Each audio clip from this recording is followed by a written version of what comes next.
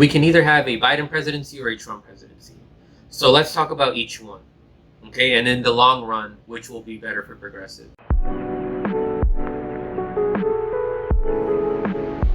All right, welcome everyone to Franc Analysis. My name is Franco. If you like this content, then don't forget to like, share, and subscribe so that you can support independent media. So I made a video with some of my colleagues about 2 months ago. And in that video, we talked about what would be better in the long run for progressives if we have a Biden presidency or a Trump presidency, and what will we get in 2024 if we have either of those two presidents serving between 2020 and 2024.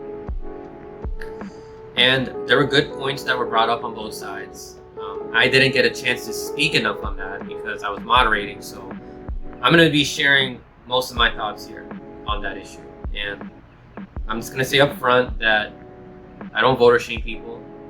I hope you don't vote or shame me. I'm not voting for Joe Biden, and I'm not going to vote for Donald Trump. I don't reward people that are not adopting any of the policies that I want and that are warmongers or war criminals or are rapists or racists.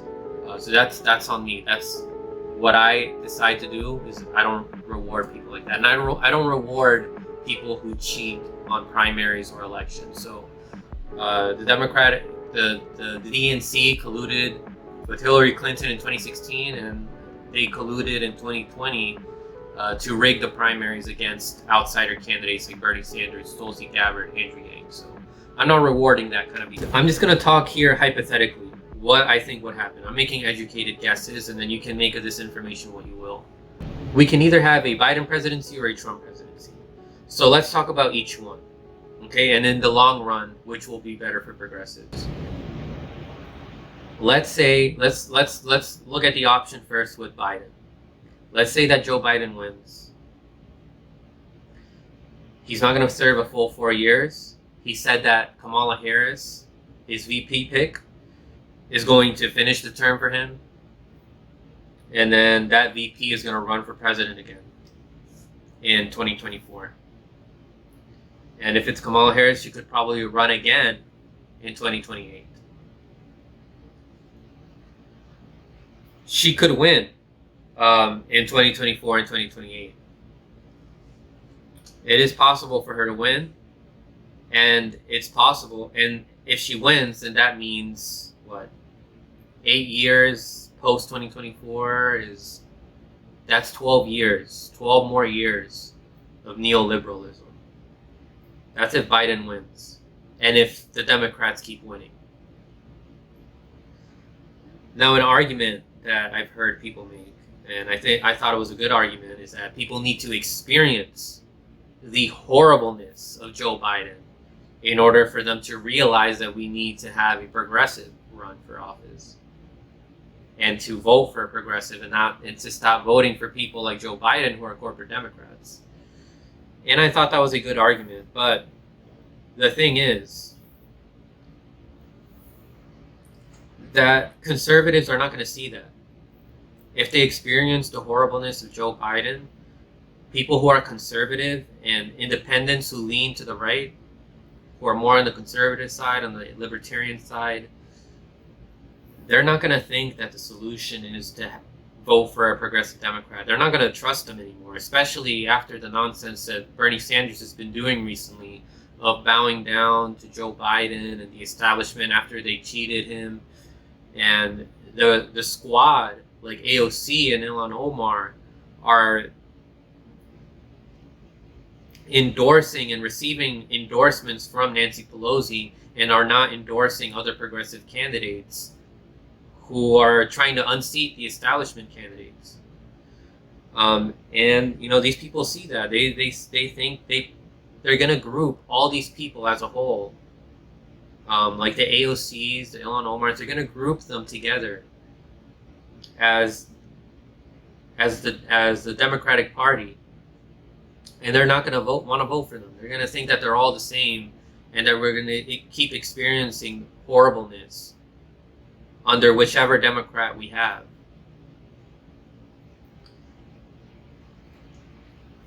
So it is also possible that if Joe Biden wins in 2020, in 2024, if people do indeed experience the horribleness of Biden, that we're gonna have a Republican win, and if a Republican wins, then that could be 8 more years of neoconservatism.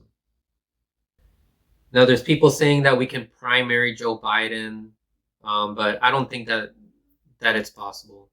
The corporate establishment, the Democratic National Committee is going to be even more. They're going to be even more strong after a Joe Biden victory. And the thing is, if they win, they're going to think, okay, you see, we can keep doing whatever we want. We can keep doing whatever our donors tell us to do.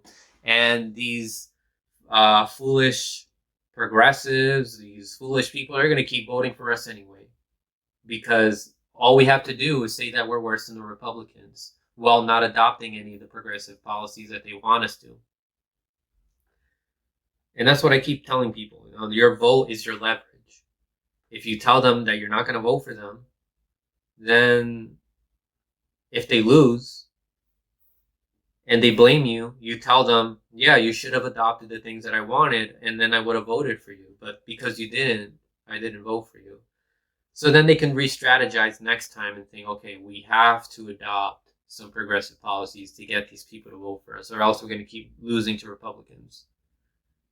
And that's what could happen if Donald Trump wins in 2020. So now let's look at that route. If Donald Trump wins, then it could lead to more people understanding that the reason why Biden lost is because he didn't adopt any of the policies that progressives wanted, the populist policies. And it just adds on to another example to what we saw in 2016 as well. Hillary Clinton did not adopt any progressive policies, and she lost. And then it happened again with Joe Biden. He didn't adopt any progressive policies, and then he lost. So then that's just 4 more years of Trump, and then we could potentially get somebody who's more progressive who runs for office, because there will be more people like Andrew Yang and Marianne Williamson and Tulsi Gabbard, more people who got inspired by progressives into seeing that the winning strategy for Democrats would be if we adopt progressive policies. But, however, now, here's where things start to look bad. As it stands right now, we don't really have any progressives that could run in 2024 that we know of. I was looking at a poll the other day, the National 2024 Democratic Primary poll that was posted by Political Polls on Twitter. They showed that Andrew Cuomo is polling at 21%. Kamala Harris is polling at 19%. Pete Buttigieg is polling at 16%. AOC at 9%. Andrew Yang at 8%. And then everybody else is not worth mentioning because they're all corporate Democrats. Now that doesn't look good. AOC is somebody who has been capitulating way too much with the establishment.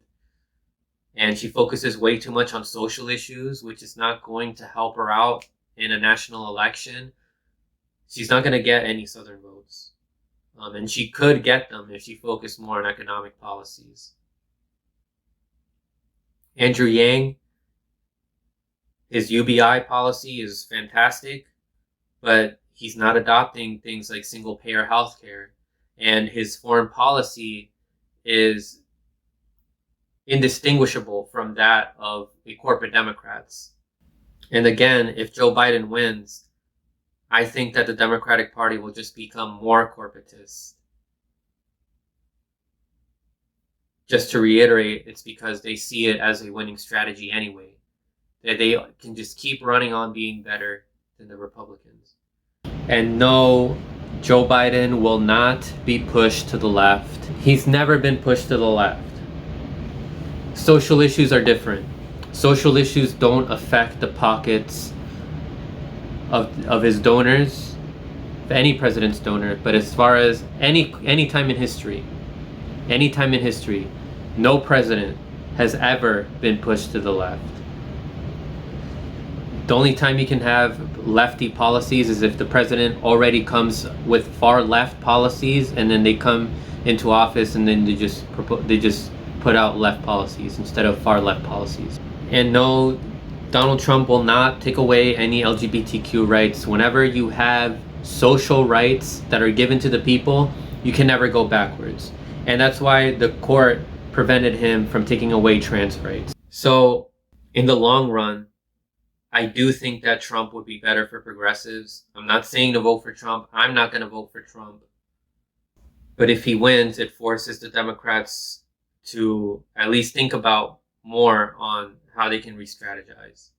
And if they're not re-strategizing, and if they keep having this fake resistance in which they're comforted by, because they would rather have a Trump presidency than a progressive presidency, because that's what their donors want, then we need to scare them. We need to scare them into showing them that we have other options there. And what other options are there? Right now, we have a growing movement for a People's Party. They're having a People's Convention on August 30th. And they're having very big names there. Big names that can coalesce a large group of people, a large group of progressives. People are sick and tired of this two-party system, but they feel stuck because there aren't any viable options. Well, a movement for a People's Party can become a viable option if it becomes large enough. And if you want this two-party system to end, like the majority of people want, then you need to work hard too to help build it. And I've made a video on my channel that criticized the movement for a People's Party before, in which they dismissed Ed Lee, who was suggesting them to put Assange on the forefront. And it's not like they don't support Assange. There's people like Nick Branya, they do support Assange. They do support the pardoning of Assange. People like Jimmy Dore, who's also speaking at the People's Convention, is very supportive of Assange and pardoning Assange and getting the government to pardon Assange. So I'm not worried about that. I just want to make things clear about that video. I just want to make it clear in this video that there was probably other internal issues there that I'm not aware of. But as far as I know, there are people there in the movement for a People's Party who support Assange, and if they don't, then there's going to be a lot of us that are going to pressure them to, because the majority of people who are progressive and who are sick and tired of the two-party system are for freeing Assange and getting him to be pardoned. But now that that's out of the way, if we help to make this a bigger party than it is right now, if we help to make it bigger and bigger and bigger, that's going to scare the Democratic Party. And what are they going to do then? They're going to feel threatened, and they're going to think, okay, we are going to have to get some of these people back. And how will we get people back onto our side, onto the Democrat side? They're going to have to re-strategize and again to start adopting more progressive policies. Or else they're going to keep losing to Republicans. And if they don't adopt any of those progressive policies, well, then they're just going to keep losing and losing and losing. And then the movement for a People's Party is going to be the new main party. It's going to replace the Democratic Party. Just like what happened with the Republicans and how they got to take down the Whigs. So just some advice for people. Don't just sit and wait for a savior. Please, that's the worst thing you can do, is to just sit around and wait for somebody like another Bernie Sanders to appear and save everybody and like try to take over the Democratic Party. It's not a good strategy. It's not a good strategy to just sit and wait, right? You have to get involved. Either help build the movement for a People's Party, or get out and protest for other issues to apply public pressure. Inform yourself, inform others, make them wake up to the systemic problems of this country.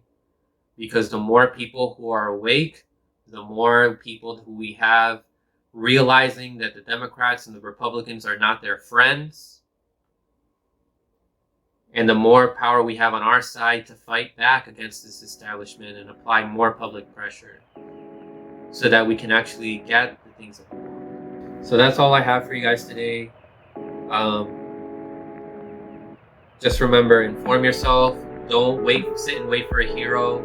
You are the hero of your story because you're the one that's going out there and informing yourself, protesting, and fighting for the changes that you want. Nobody else will do that for you but you. You be the one that inspires people.